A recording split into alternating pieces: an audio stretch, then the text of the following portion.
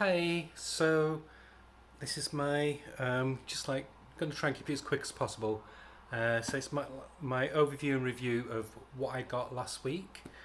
Um, some comics haven't come yet. There's been a delay, and one comic that I would buy and I give a high review to, but I'm not buying it because I'm going to wait for the collector's edition. Is Rare Flavors, the new Ram V comic. Hi Ram V, because it's Boom, and I love how Boom do the trade paperbacks with Boom Comics. I just now collect them just in collected editions, so unless I get that, it'll be next year by the time it's finished. Okay, so anyway, enough about that. Let's look at what I got this week or last week. So from Image, I tried a new issue, new comic called Hexagon Bridge by Richard Blake. He does the art and the writing. That's the cover. Um, yeah, I think I'll carry on with it. It kept me intrigued enough. Very, very European in style. Very much like a metal.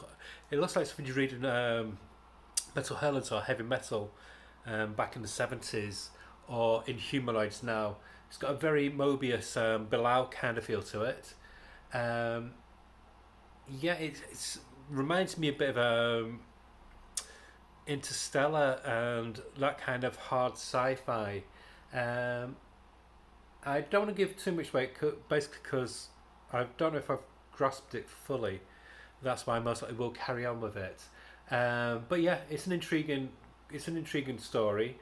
It's basically about parallel dimensions. They find these like parallel dimensions or pocket universes, but there's like an architect behind them, behind these universes, and he basically investigates and finds out what's going on with them. And some of these investigators disappear, and that's the mystery of it. The art is beautiful, but I do encourage you to try if you want something a bit different, something a bit fresh. Buy this comic. I'd give it about 7 out of 10. I'd give it 10 out of 10 for the artwork, but the story could do with a bit more clarity. So that's the first one. Okay. I'm kind of like just I'm being my normal unprofessional self. So the next one is one that I thought I'd give a try to. I was just in my local comic shop. I just thought I'll look through it. It was one of those ones that I was umming and ahhing about. I said I wasn't going to get any Marvel. I keep on changing my mind. I'm going to get some because there's a reason in my madness. I'm going to be stopping some DC, and it could be ones that you'd be surprised by. So I'm basically going on writers, and I do like Al Ewing. And what I'm going to get, what I'm getting as an ongoing is Avengers Inc. Love that. I think it's Phil Noto who's done the cover. I could be completely wrong, but I love that cover. Very retro, like the TV Avengers, and it's really good artwork inside by Leonard Kirk. It's basically a spy-fi crime thriller with the trappings of a superhero concept behind it. It's good. It's Al Ewing on top form. It's Al Ewing when it's not being verbose. That's why I've not picked up Thor because I don't know what I was doing then. Because it just looks a bit too flowery. So, but yeah, I'd give it an 8 out of 10. Definitely try the next issue. And then another one I've tried basically just because of the writer, and that's Captain America. I got the Oliver Coipel cover. Gorgeous, gorgeous cover that is. I think I'd have bought it just for the cover anyway, which I rarely do nowadays. Dear, $5.99 for 40 pages, not well, 28 pages of story. Marvel are fleecing people with the comics, and it's still on that flimsy paper. But artwork's nice, story is interesting. I do have a soft spot for Captain America, and it's being done right here. J. Michael Straczynski is one of my favourite writers. When he's good, he's really really good. When he's just average, he's better than most writers. So I'd give this an 8.5 out of 10. And it flip flops from Captain America's past as a young man to current day. I don't know what my hand's doing. Oh, it's doing it again. Anyway, put it down. So, but it's like weaving this mystery. What's going to be explored more of next issue. So definitely be buying that. And one which has had a huge amount of buzz on it. Unfortunately, mine's a bit dinged in the corner there, but I can't be bothered taking it back, and I won't be selling it, so I'll keep it. and it's the new Wonder Woman. This is by Daniel Sampier on the art and Tom King on the writing. I know a lot of people say, "No, it's so verbose," but it's not. It's got a lot of writing in, but it's what I like about it.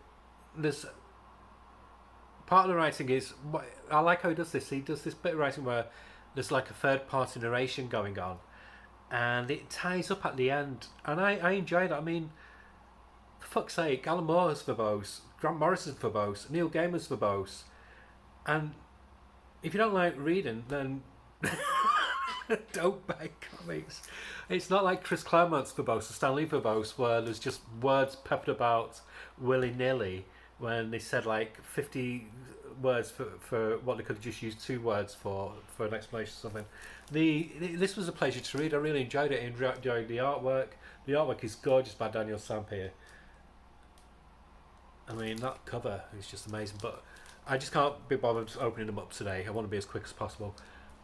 But yeah, $4.99. It's a 30-page story, so it's $1 cheaper than Captain America, and artwork's perfect. And I really enjoyed the story and how they play on the tropes of the Wonder Woman mythos. I know there's going to be some neckbeards getting angry because it's woke. Apparently, Wonder Woman has always been woke. For fuck's sake, come on, grow up. Just because it's not a guy spouting right-wing rhetoric, it's going to be, they view it as woke. It's just really good. It's a good superhero comic with a really intriguing like spy undercurrents in it as well. Basically, the Amazons.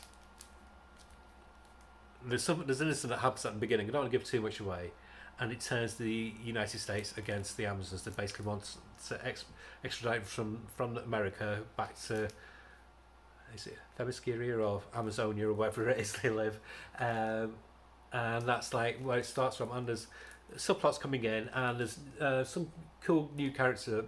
Sarge Steele's in it. I don't know if it's the original one or not, but I like how his interaction with Wonder Woman is so cool.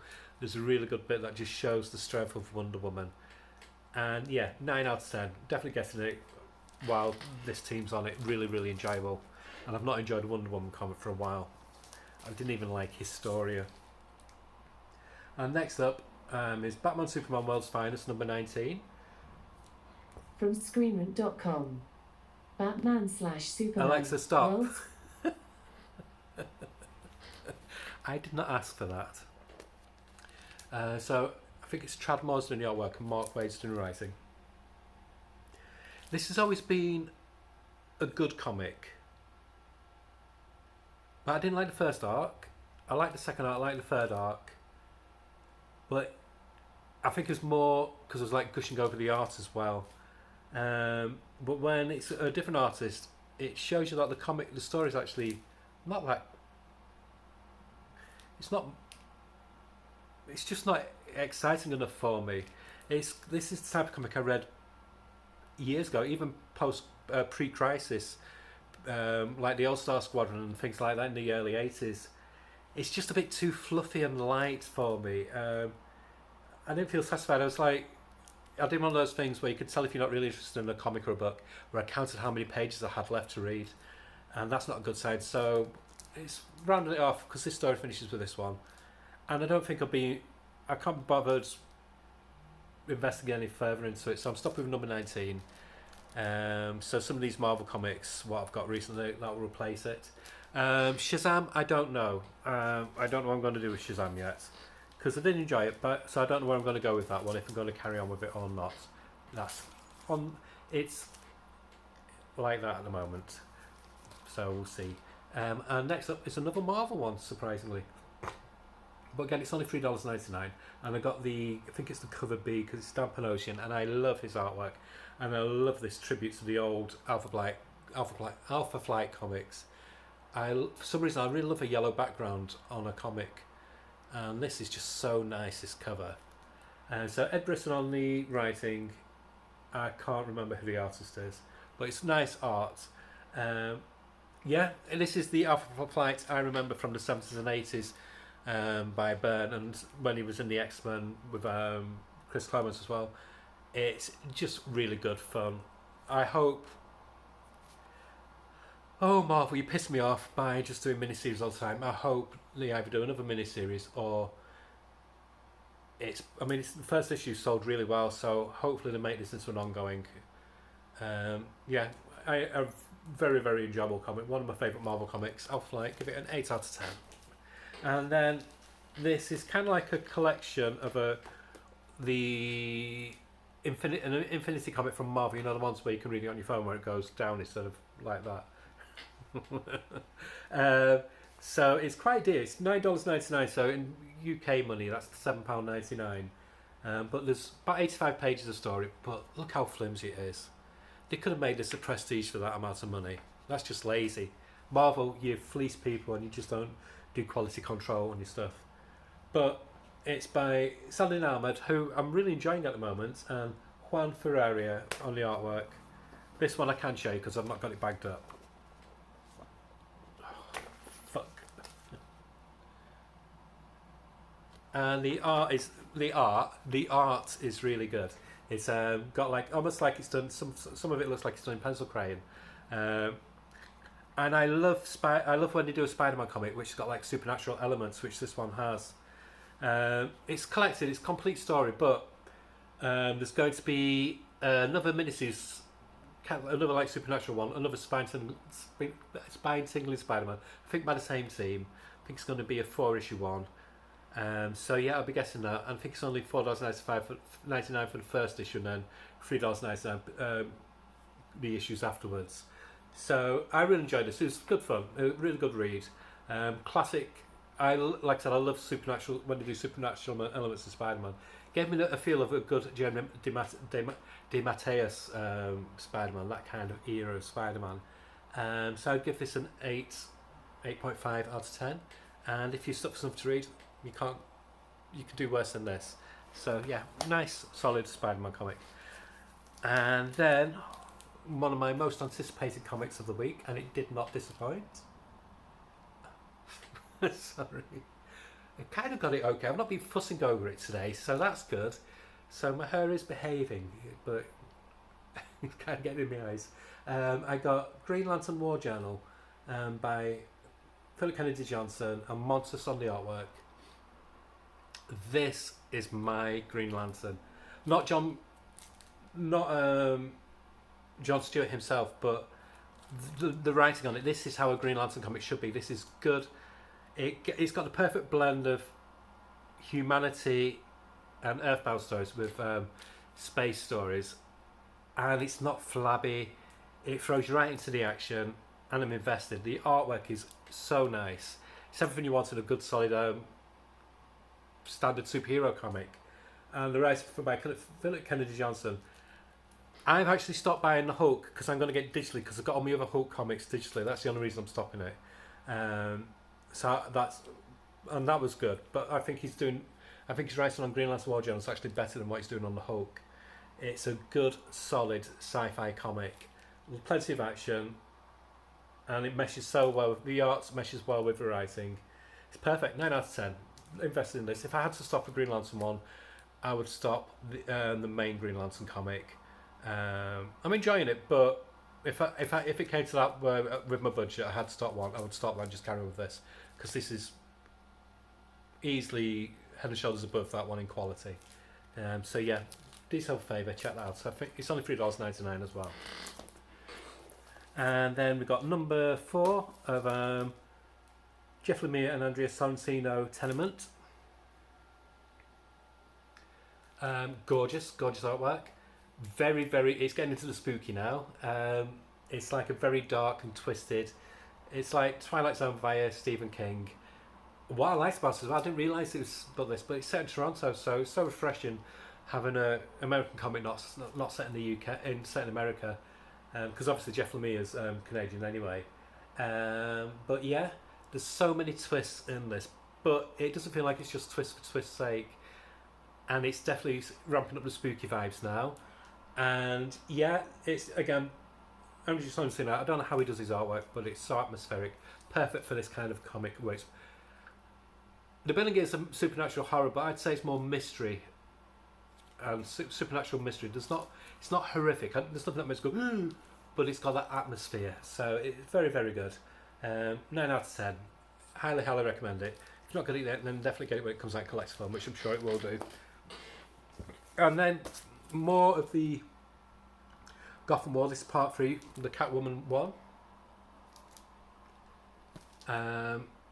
The artwork is by, I think it's called Nikki Leone or somebody like that, and it's Tina Howard on the writing. I actually am enjoying Catwoman more than Zdarsky's run on Batman. I think she gets Catwoman, and I've enjoyed the comics leading up to this, because I actually stopped Zdarsky's Batman, but I've come back for it just for this. Cover always great on Catwoman. The artwork inside, it's weird. It reminds me a bit of sometimes it reminds me of the old Grendel artists, the Panda Brothers, from the 80s. It's got very much like that kind of vibe to it, like a 80s vibe to it. Some pages are absolutely fantastic, and other pages are a bit clunky, but it doesn't detract from the story. The writing's good, but a lot of it's very much exposition, or it's definitely like an issue set in place to make the story carry on to the next issue. You can tell it's part of a bigger story. So it's not wordy, but it's like some unnecessary speech bubbles in it where the action speaks for itself. But it's almost like a manga where they're explaining what they're doing, or an anime, like My Hero Academia, when they're telling you what they're doing as they're fighting. But yeah, apart from that, I'd say 6 out of 10. But I am looking forward to when it gets resolved.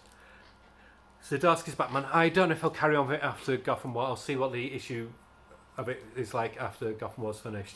I'm just not vibing on Zdarsky's Batman. I don't think he knows. I don't think he's got Batman's voice at all. So next up, Red Sonja number 3. Gorgeous front show cover there. Torun Grombeck, she's doing the best Red Sonja comics since Gail Simone. The artwork as well, it's very sketchy, but it's improved each issue, and this issue's much stronger than the previous two. In fact, it's leaning more into the sketchiness, which I think works for Red Sonja. It gives it more of a gritty feel, and there's more background art in it as well, and the colouring's a lot stronger. The story's great. It's building up into this mystery. There's this supernatural being who's like guiding Red Sonja's actions, and he intervenes to try and help her, but at the cost of innocent people. So she's really struggling with that as well, and she's wondering who he is. She's getting a bit close to answers, but the answer's not been revealed yet. But yeah, very satisfactory. 8.5 out of 10. Definitely invested with this. And soon there's going to be a Dan Panosian written Red Sonja comic called Savage Red Sonja, and the artwork looks good, very European in style, and it's going to be more of a, well, hence the title Savage. It's going to be more of like more of a hack and slash, more violent kind of Sonja, and it's great because Panosian's a really good writer, so I do recommend looking out for that in November. But yeah, if you've not got this, I think you can still get the other 2 issues. Fun Sword and Sorcery comic. It twins nicely with the new Conan comic. And then we got the Vigil number 5. Wow. This has elevated itself into something completely different. What started off as like a planetary spy-fi kind of superhero team is something else now. It's basically now become a battle between 2 man-made gods, and these are the people involved in between. And I can't really say any more because it would ruin it for you. You need to just read it. I love Ram V, and this is a different kind of Ram V, much lighter in tone, but there's a lot of depth to it as well. He does weird, a la like Grant Morrison Doom Patrol kind of weird, but he does it in a way that makes sense, whereas Grant Morrison is much more abstract. He just throws it out there, but doesn't explain why it's there, whereas Ram V does. There's only one more issue to go, and so it's going to be a big climactic issue, but I do hope they do another series of this, because it's been my favourite new team of the year, and I give this a 9 out of 10. And like I said, one more issue coming, and that's it. Now I did get another few more comics last week before. I don't know if I mentioned them or not. I got the new Daredevil one by Sandra Ahmed. just see what it's like. Very good. I do recommend checking it out. So I give that a 7 out of 10. And I got the Batman Gargoyle, whatever it's called, Gargoyle by Night or whatever. The Papa one. Is it Papa? I forgot what it's called. But that, I think it's an Argentinian artist or something. Very, very good. Do highly recommend that. Give that a 9.5 out of 10. Gorgeous artwork. Very intriguing look at Batman. And so yeah, look out for those two. And that's it. Next video we'll be looking at the new releases coming out in December from Marvel, DC, Image, Boom, and a few other companies. Okay, bye. Gonna go. Bye. Hello.